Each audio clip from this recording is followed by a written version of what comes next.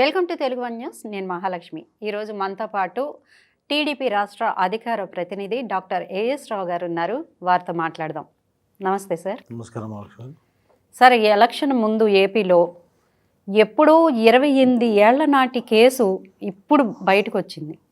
అది కూడా టీడీపీ హయాంలో పనిచేసిన తోట త్రిమూర్తులు గారితో సహా 9 మందికి జైలు శిక్ష పడింది శిరోముండనం కేసులో. దీన్ని మనం ఏ విధంగా చూడొచ్చు అంటారు సార్?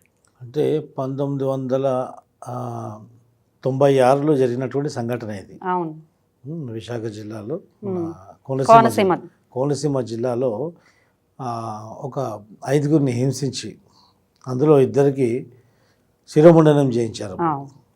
దాంట్లో తోట త్రిమూర్తులు సహా ఇంకా 15 మందికి 9 మందికి దాంట్లో దోషులుగా నిర్ధారించారు. ఆ తర్వాత ఏం జరిగిందంటే ఈరోజు చూడండి, భారత రాజ్యాంగంలో బాబాసాహెబ్ అంబేద్కర్ గారు రచించినటువంటి రాజ్యాంగంలో ఈ యొక్క కుల వివక్షకు లోనవుతుంది కాబట్టి ఈ ముఖ్యంగా ఎస్సీ ఎస్టీలకు అట్రాసిటీ యాక్ట్ వర్తింపజేసే విధంగా చేశారు. ఎందుకంటే వాళ్ళకి సమాజంలో వాళ్ళకు ఉన్నటువంటి గౌరవం దక్కట్లేదు, వాళ్ళని ఒక మనుషులుగానే పరిగణించట్లేదు.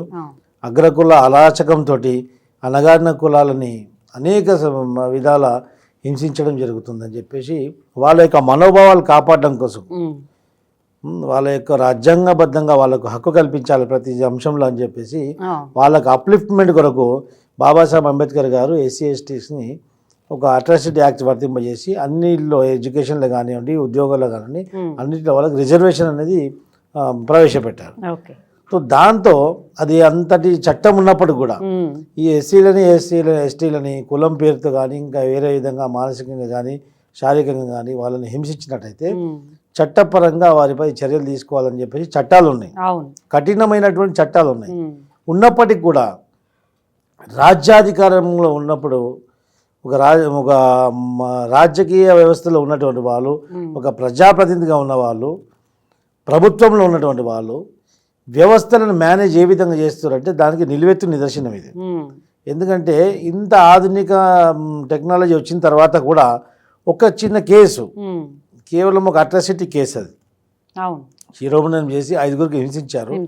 ఆ కేసును విచారణ పూర్తి అయ్యి దోషులుగా వాళ్ళు నిర్ధారించి ఒక దోషులకు బాధ్యులకు ఘటన చేసినటువంటి వారికి శిక్ష ఖరారు చేయడానికి 28 సంవత్సరాలు పట్టిందంటే ఎంత మటుకు న్యాయం జరుగుతుంది బాధితులకు అనేది గమనించాల్సిన విషయం ఇది. ఈ దేశవ్యాప్తంగా ఇది ఒక సంచలనం. ఇది ఇంత న్యాయం జరగడంలో ఇంత జాప్యం జరుగుతుందంటే ఇది న్యాయ వ్యవస్థకే సిగ్గుచేటిది. ప్రధాన సాక్షి కూడా చనిపోయారు, ఆయనతో పాటు ఇంకొక 15 మంది సాక్షుల్లో 2 చనిపోయారు. అది శిరోముండనం జరిగి హింసించినటువంటి 5గురిలో 1 చనిపోయారు. అదేవిధంగా చూడండి, 140 యాక్చువల్లీ 2018లోనే శిక్ష ఖరారు కావాల్సింది.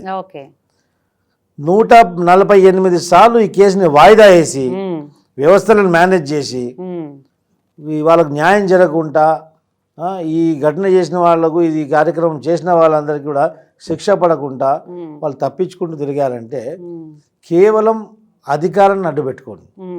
ఈ తోట త్రిమూర్తులు అనేవారు అన్ని రకరకాల పార్టీలు మారారు. ప్రజారాజ్యం నుంచి పోటీ చేశాడు. ఆ తర్వాత అప్పుడు ఈ ఘటన జరిగినప్పుడు తెలుగుదేశం ఎమ్మెల్యే అయినా, ఆ తర్వాత మళ్ళీ ప్రజారాజ్యం పోయాడు. ఆ తర్వాత వైసీపీ అధికారంలో వైసీపీలో ఇప్పుడు ఎమ్మెల్సీగా ఉంటూ మళ్ళీ ఇప్పుడు కాంటెస్ట్ చేస్తుంది, ఎమ్మెల్యే అభ్యర్థి అయిన. ఇలాంటి వ్యక్తులు ఇప్పుడు కన్ఫెషన్ అయింది, ఆయన అభ్యర్థిత్వం కూడా పోతుంది. కన్ఫెషన్ 2 ఏళ్ల లోపే ఉంది జైలు శిక్ష, అభ్యర్థిగా ఏం ప్రాబ్లం లేదని వస్తున్నాయి వార్తలు. ఇది ఎంతవరకు కరెక్ట్ అంటారు? 2 ఏళ్ల లోపు ఉండడము, 2 నెలలు ఉండడము అది కాదు. ఒక క్రిమినల్. ఇంకోటి ఏంటంటే ఓ మానవత్వం లేనటువంటి వ్యక్తి సాటి మనుషుల్ని, ఏ కులానికి చెందిన వాడైనప్పటికీ కూడా సాటి మనిషిని ఒక పశువును హింసించడమే కాకుండా నువ్వు బహిరంగంగా శిరోముండనం చేస్తే నువ్వు ఎవడెవరా భయ్? నీకేం అధికారం ఉంది? ఒక వ్యక్తిని హింసించే అధికారం ఎవరికి? ఇప్పుడు దళితులందరూ కలిసి నిన్ను రాళ్లతో కొట్టి ఎందుకు చంపకూడదు? తప్పేముంది?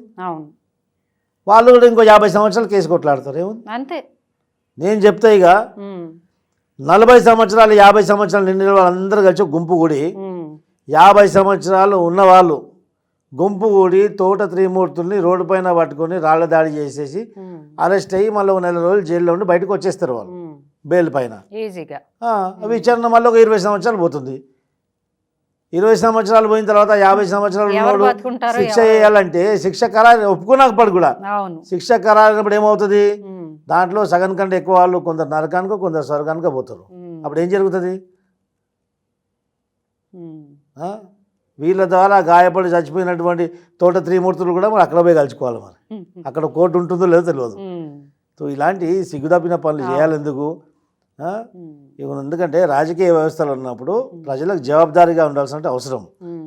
రాజకీయ పార్టీలకు కూడా ఒక చెప్పపెట్టేది ఇలాంటి ప్రజల్ని అణగారిన కులాన్ని అట్టడుగు వర్గాలని ఒక పురుగుల్లా చూసే ఒక మనస్తత్వం ఉన్న వ్యక్తులని ఏ రాజకీయ పార్టీ కూడా స్థానం కల్పించకూడదు. ఎందుకంటే సమాజంలో ఇలాంటి వాళ్ళు చీడపురుగులు, ఇలాంటి దుర్మార్గులు సమాజానికి సిగ్గుచేటు. వీళ్ళని సమాజం నుంచి ఎరివేయాలి. ఖచ్చితంగా తోట త్రిమూర్తులకు శిక్ష ఖరారయ్యింది, శిక్ష పడాల్సిందే. వాళ్ళు హైకోర్టుకు ఒకవేళ హైకోర్టుకి వెళ్తే ఆ దళితుల తరపు నుంచి ఆ కేసులో నేను ఇంప్లీడ్ అయితే ఖచ్చితంగా దాని మీద నేను పిల్లేస్తాను. 101% తెలుగుదేశం పార్టీ తరపు నుంచి నేను డాక్టర్ అధిక ఏఎస్ రావు తెలుగుదేశం పార్టీ అధికార ప్రతినిధిగా ఒక అణగారిన వర్గాలని అవమానించి కూడా శిక్ష పడ్డంగా కూడా ఆ శిక్షని నువ్వు అంగీకరించకుండా నువ్వు మళ్ళీ కాలయాపన ప్రయత్నం చేస్తే మాత్రం ఖచ్చితంగా, ఎందుకంటే న్యాయస్థానం పైన న్యాయ వ్యవస్థ పైన దేశ ప్రజలకు నమ్మకం పోతుంది. ఎందుకంటే ఈ దేశంలో న్యాయం జరుగుతుందనే నమ్మకం కలిగించాలంటే ఇలాంటి చీడ పురుగుల్ని వెంటనే శిక్షించాలి. వాళ్ళకి బెయిల్ కూడా ఇవ్వదు, ఖచ్చితంగా అరెస్ట్ చేయాలి. తెలంగాణలో కూడా దశాబ్ద కాలం నుంచి పరిపాలించినటువంటి ఈ యొక్క మూర్ఖుడు తుగ్లక్ కేసీఆర్ ఏ విధంగా రైతులని, దళిత రైతులని ఏ విధంగా బేడీలేసి వాళ్ళని 3rd డిగ్రీ ప్రయోగించి ఈ పోలీసులని కుక్కల్లాగా వాడుకొని ఏ విధంగా దళితుల పైన దాడికి అనేకమైనటువంటి దాడులు చేసింది మనం చూసాం. ఆ విషయంలో ఎందుకంటే వాళ్ళపైన కేసుకు బుక్ కాలేదు, ఎందుకంటే ఓ ముఖ్యమంత్రి ప్రభుత్వాధినేతనే ఈ విధంగా చేయించండి కాబట్టి కేసు బుక్ కాలేదు. అంటే ప్రజాస్వామ్యము ఈరోజు ఇబ్బందుల్లో ఉంది. ప్రజాస్వామ్యం ఈరోజు నెలకొనే పరిస్థితి లేదు. ఈరోజు ప్రజాస్వామ్యం ఉంది అన్సెక్యూర్డ్గా ఉంది ఈరోజు. ఎందుకంటే ఒక పరిపాలిస్తున్నటువంటి పాలకుడే ఇలాంటి రాజ్యాంగ ఉల్లంఘనకు పాల్పడితే ఇక మరి సామాన్యుడి సంగతి ఏంటి? ఈ అట్రాసిటీ యాక్ట్స్ ఎక్కువ మంది ఎన్నికైనటువంటి ప్రజాప్రతినిధులు రాజకీయ వ్యవస్థలో ఉన్నవాళ్ళు ఇలాంటి దళితులను దూషించడం కానీ హింసించడం కానీ అనేక సంఘటనలు ఈ రాజకీయ వ్యవస్థల్లో ఉన్నవాళ్ళు ఈ యొక్క డబ్బు మదం మళ్ళీ ఈ యొక్క పొలిటికల్ పార్టీల యొక్క సపోర్టు అండదండలు చూసుకొని ఇవన్నీ కార్యక్రమాలు చేస్తుంటారు. సామాన్యుడు ఎవరు చేయట్లేదు ఇవన్నీ. అట్రాసిటీ యాక్ట్స్ అన్నీ కూడా అట్రాసిటీస్ అన్నీ జరిగేది కూడా వీళ్ళతోనే జరుగుతున్నాయి. ఇట్ మీన్ ఏంటంటే రాజకీయ వ్యవస్థలో అధికారం మా చేతిలో ఉంది, వీళ్ళు దళితులు, వీళ్ళు అట్టడుగు వర్గాలు, ఆర్థికంగా సామాజికంగా వీళ్ళు చాలా వెనుకబడి ఉన్నారు, మాతోడు సమానం కాదని మాతోడు పోటీకి వాళ్ళ స్థాయి సరిపోదు, మమ్మల్ని ఏం బీకుతారులే అన్నట్టు ఒక అహంకారపూరితమైనటువంటి వాళ్ళ ధోరణి ఉంది. కాబట్టి ఇలాంటి కార్యక్రమాలు జరుగుతూ ఉన్నాయి. కానీ ఏదేమైనప్పటికీ కూడా ఇది ఇలాంటి అమానుషమైనటువంటి కార్యక్రమాలు ఎవరు చేసినా, ఇలాంటి రాజ్యాంగాన్ని ఉల్లంఘించే కార్యక్రమం ఎవరు చేసినా ఖచ్చితంగా వాళ్ళకి శిక్ష పడాల్సిందే. ఇప్పుడు తోట త్రిమూర్తులు ఒకవేళ హైకోర్టుకు అప్పీల్కి వెళ్తే ఖచ్చితంగా దాంట్లో ఇంప్లీడ్ అవ్వడం జరుగుతుంది. ఖచ్చితంగా దాని మీద నేను పిల్లు కూడా వేస్తాను ఇమ్మీడియట్లీ. ఎందుకంటే సాక్ష్యాధారాలన్నీ కూడా 28 సంవత్సరాలు విచారించారు, ఇంకా విచారించేది ఏముంది అందులో? ఇంకేముంది? దాంట్లో స్టే కానివ్వండి, బెయిల్ కానివ్వండి ఏది కూడా ఇవ్వకుండా హైకోర్టు ఎంబడే lower court SC ST court ఇచ్చినటువంటి తీర్పుని వెంటనే అమలుపరిచి న్యాయ వ్యవస్థ మీద ఉన్నటువంటి నమ్మకాన్ని నెలకొల్పాలని చెప్పేసి కోర్టు వారు కూడా కోరుతున్నాను నేను.